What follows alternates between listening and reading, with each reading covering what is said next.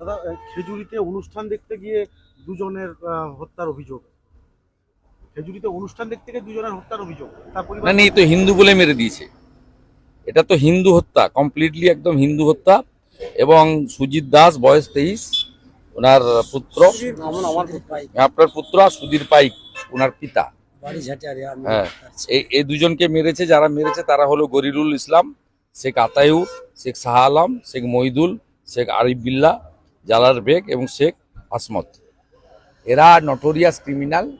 এদের মধ্যে শেখ যে গরিরুল, তাকে এনআইএ ডেকেও ছিল এর আগে পশ্চিম ভাঙনমারির বোমা বিস্ফোরণ কেসে। কমপ্লিটলি এদেরকে খুন করা হয়েছে, এটা নিয়ে কোনো দ্বিধাদ্বন্দ্ব বিষয় নেই। আমি ভোর 5:30টার সময় আমাদের পঞ্চায়েত সমিতি বিরোধী দলনেতা জেলার সম্পাদক পবিত্র দাসের সঙ্গে আমি 5:30-5:40 থেকে আমরা টাচে আছি এবং পরিবার আমার পাশে দাঁড়িয়ে আছে। পরিবার পরিষ্কার মার্ডার কেস, এদেরকে যতক্ষণ না তুলছে কোনো এই বিষয়ে কম্প্রোমাইজের কোনো জায়গায় পরিবার নেই।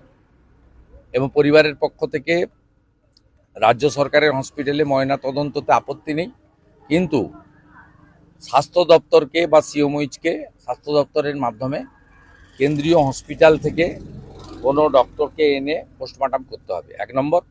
দ্বিতীয় নম্বর হচ্ছে পরিবারের লোক যে আপনার মুখে রক্ত, মাথায় দাগ, আপনার বাবাকে দেখতে দিয়েছে? আমি প্যান্ট ছেঁড়া আছে, হসপিটালে যখন এসেছিলাম কি ছেঁড়া আছে? প্যান্ট ছেঁড়া আছে, আর এই ঘাড়ে একটা লাঠির কাদার দাগ আছে। হ্যাঁ, দাগ আছে। তো দেখুন, একদম কমপ্লিটলি বাড়ির লোকদের বক্তব্য দেখুন, এই হিন্দু বলে খুন করেছে, ছাড়া হবে না। বেলা 12টা থেকে খেজুরি জুড়ে বিক্ষোভ হবে 1 ঘন্টা, 12টা থেকে 2টো পর্যন্ত। এবং আগামী সোমবার দিন খেজুরি সমস্ত হিন্দু সংগঠন, মন্দির কমিটি, পূজা কমিটির পক্ষ থেকে খেজুরি বন্ধ রাখা হচ্ছে। জাতীয় সড়ক, যেহেতু দীঘার টুরিস্টরা যায়, জাতীয় সড়ক এই বন্ধের আওতার বাইরে থাকবে, সর্বাত্মক বন্ধ করা হবে। এবং আমি নিজে বন্ধের সমর্থনে জনকা থানা থেকে বিদ্যাপীঠ মিছিলে নেতৃত্ব দেব। এটা হচ্ছে মানে এই যে গরিরুল হচ্ছে তৃণমূল কংগ্রেসের নেতা, সে জানে পুলিশ কিছু করবে না। ওরা এলাকা ছেড়ে পালিয়ে গেছে, পুলিশ সকাল থেকে সব পালিয়ে গেছে, মার্ডার করে দিয়ে পালিয়ে গেছে। গোটা এলাকায় মুসলিম গুন্ডাগুলো তৃণমূলের আশ্রিত সমস্ত এলাকা ছেড়ে পালিয়েছে। এবং পুলিশ গল্প, দুজনেরই স্ট্রোক হয়ে গেল, একটা 23 বছরের, একটা পরে যখন বুঝেছে চেহারা